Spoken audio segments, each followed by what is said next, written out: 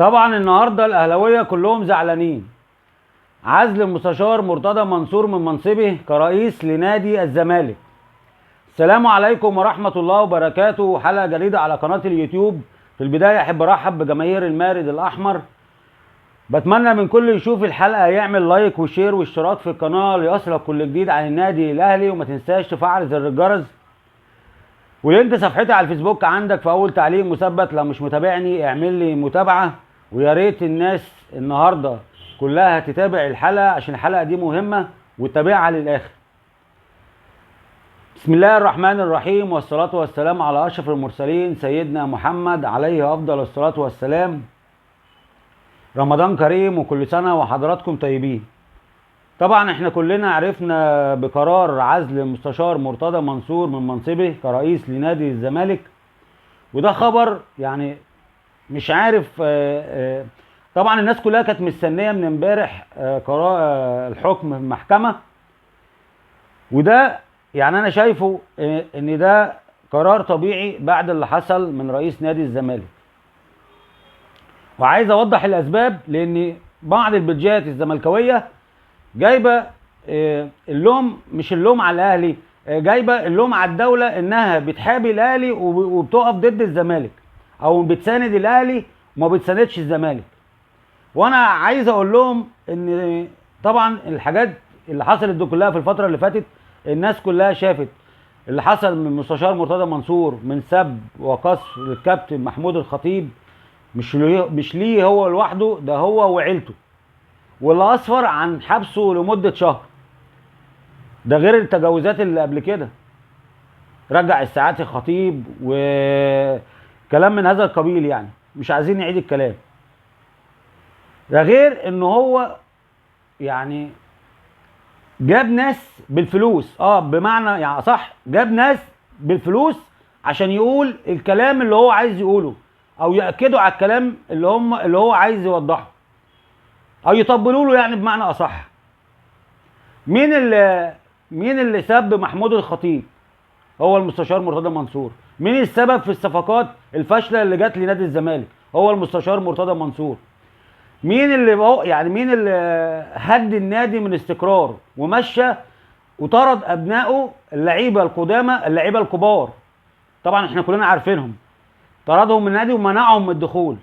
هو المستشار مرتضى منصور. المستشار مرتضى منصور هو اللي كان عايز يمشي كلمته هو وبس، ومالوش دعوه بمصلحه نادي الزمالك. هو عايز يمشي كلمته وخلاص، بغض النظر بقى هل ده لصالح نادي الزمالك او لا. على فكره الكلام ده كله مش جديد، وفي ناس كتير قالته وزملكاويه، بس محدش بيسمع. مين اللي جاب ايهاب الفولي اللي كان شغال في قناه الاهلي؟ محمد رجب. خالد الغندور اللي كان بيقدم برنامج زملكاوي، ولما عقده خلص ومشي بقى يتكلم عن نادي الزمالك وصفقات نادي الزمالك الفاشله. ولما المستشار مرتضى منصور لقاه بيهاجم الزمالك، راح رجع جدد العقد معاه بسنه عشان ما يتكلمش عن نادي الزمالك.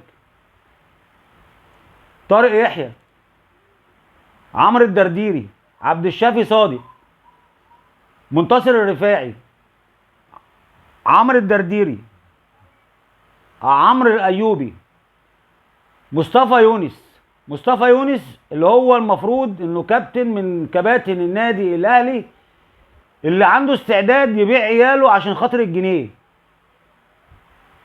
وهو اللي قال كده بنفسه، انا مش بقول حاجه من عندي.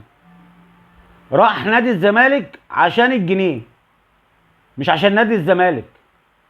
وجماهير الزمالك كانت بتسقف له عشان كان بيهاجم النادي الاهلي وبيشتم رئيسه.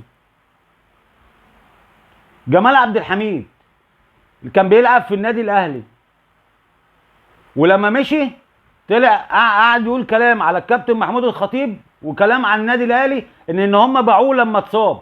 وطبعا الكلام ده ما حصلش، وقناه النادي الاهلي ردت بالمستندات. مصطفى الجواني المطرود اللي مرتضى منصور طرده من المؤتمر الصحفي طردة الكلاب، قابل على نفسه ليه؟ عشان الجنيه. خالد لطيف ده كان عضو في مجلس الاداره اللي فات، وده دليل على ان مجلس الاداره بتاع اتحاد الكوره كان بيمشي امور الزمالك، وكان بيعدلوا اخطاء زي مثلا تأييد اللعيبه. راجل زملكاوي وبعد ما ساب الاتحاد رجع قناه الزمالك تاني، وكله عشان المصلحه والجنيه. احمد عبد الحليم، كريم ابو حسين. كريم ابو حسين ده كان مراسل في قناه النادي الاهلي، مراسل. جابوه عملوا شغلوه في البرنامج بتاع زملكاوي عشان برضو يغلط في النادي الاهلي ورئيس نادي الاهلي. وكل ده، كل الناس اللي انا ذكرت اساميهم دول ناس شغاله جايبها المستشار مرتضى منصور عشان يوزع عليهم الكلام اللي هو عايز يقوله ويقولوه. ده غير بقى الاخطاء والشتايم والحاجات اللي بيقولوها، غير الكلام اللي مش منطقي، واللي اي حد بيسمعه يقول لك ايه الجنان ده، يعني ايه الهبل اللي بيقولوه ده.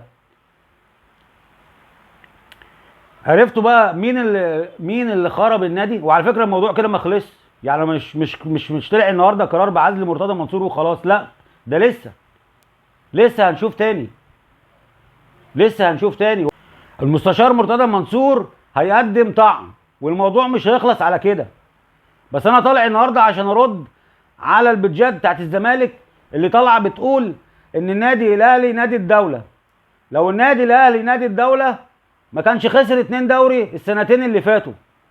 لو الاهلي نادي الدوله ما كانش الزمالك خد لقبين دوري بالاحتواء وبالاخطاء التحكيميه اللي احنا كلنا شايفينها. لو النادي الاهلي نادي الدوله كان اتحاد الكوره وقف معاه لما حصل معاه عنف في السودان. لو النادي نادي الدوله هيلاقي هيبعت مثلا لما كان الاهلي في كاس العالم للانديه كان حتى بعت له او طلع بيان تهنئه. ده كأن الاهلي مش موجود. حتى في رابطه الانديه اي عقوبات دايما بنشوفها على جماهير النادي الاهلي، ما بنشوفش عقوبات على جماهير نادي الزمالك.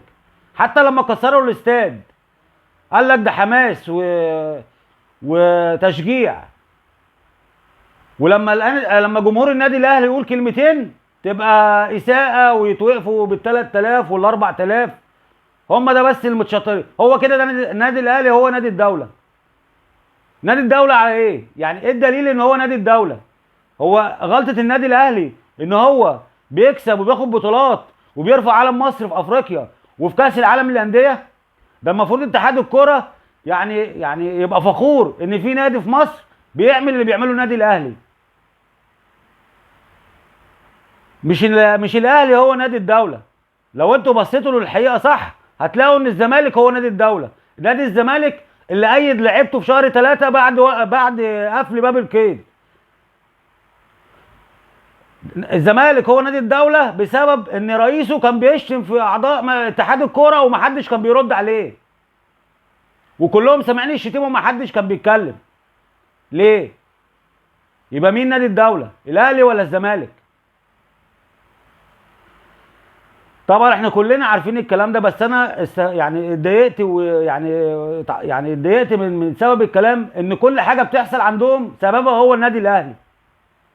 انا بتمنى طبعا من كل اللي يشوف الحلقه يعمل لايك وشير واشتراك في القناه، ويا ريت كل اهلاوي يشوف الحلقه دي يعمل مشاركه عشان توصل لكل الناس.